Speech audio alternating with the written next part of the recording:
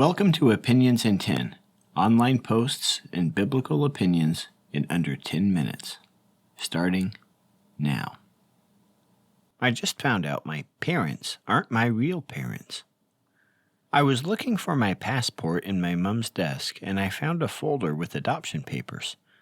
My name, a different name, and two names I've never heard before listed as birth parents. I confronted my mom and dad, and after some crying, they admitted that I was adopted when I was a baby. They said they were waiting for the right time to tell me.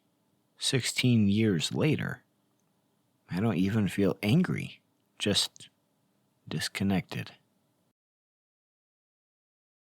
It's like my whole life has been built on a story that isn't real.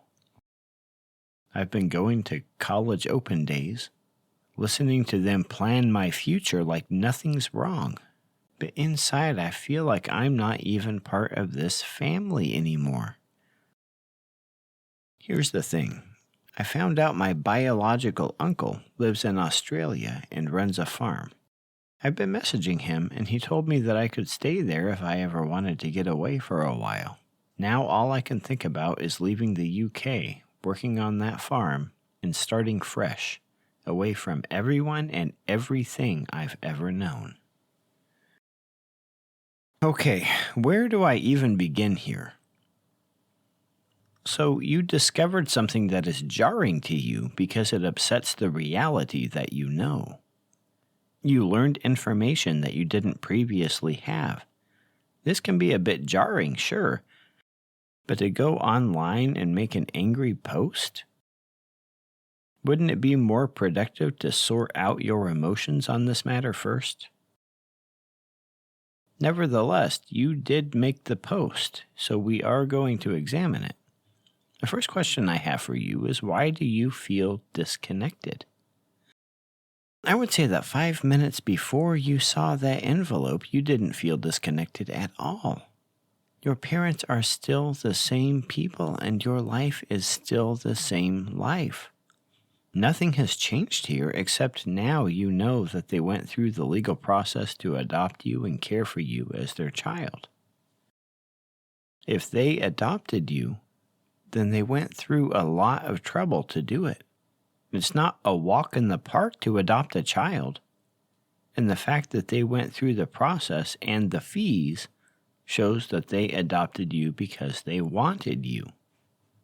I'm not sure I follow the logic on this. Taking from what you wrote in this post to be adopted is bad. To never be adopted, I'm sure, is also bad. But to be adopted and then made to feel like you're not actually part of the family would be good? If you're adopted and then treated as an outsider or a guest, then that's actually good? Feeling like you belong to the family to which you belong is a bad thing? To dive deeper, you are further angry that they are giving you a future.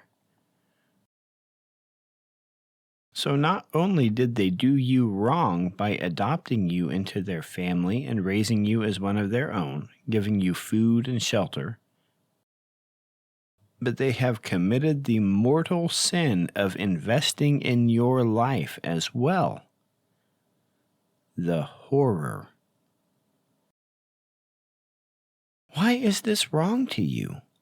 Why is adopting a child as your own and providing for him a thing of evil to you? I understand that there are emotions that you're dealing with. I would spend time sorting them out before running after any crazy ideas you come up with. I would also consider this. If your adoptive parents committed the evil of adopting you as part of their family, then the people you are searching out gave you up. I am very curious as to whether or not you would consider giving you up for adoption to be a good thing or a bad thing from your point of view. Furthermore, have you researched the circumstances of your adoption? Do you know why you were given up in the first place? What kind of situation are you trying so desperately to return to? I mean, you're acting as if your birth parents live in some sort of utopian life that you're trying to return to and be part of. But for all the information that you seem to have, you don't know if you were given up because the uncle you've connected with is your father. But regardless, you're running away to join the farm. Just do yourself a favor and stop to take a breath and think rationally about what you're setting out to do. It sounds like you just felt a whole lot of emotions that you don't know how to deal with, and you're reacting to all of this before you've given it any thought.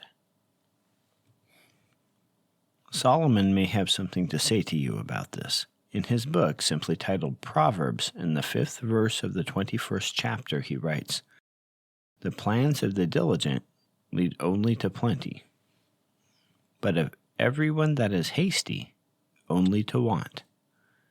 In other words, diligent people seek out a matter, sort it out, and make a plan before they do anything. They tend to take an honest look at things and make their plans accordingly. The other person in this verse, however, is a horse of a different color. He simply has a feeling and rushes forward without looking at what's ahead. 9 times out of 10, there is a wall there that he doesn't know about because he didn't get any information or make any plans, and therefore he smashes hard into the wall of reality.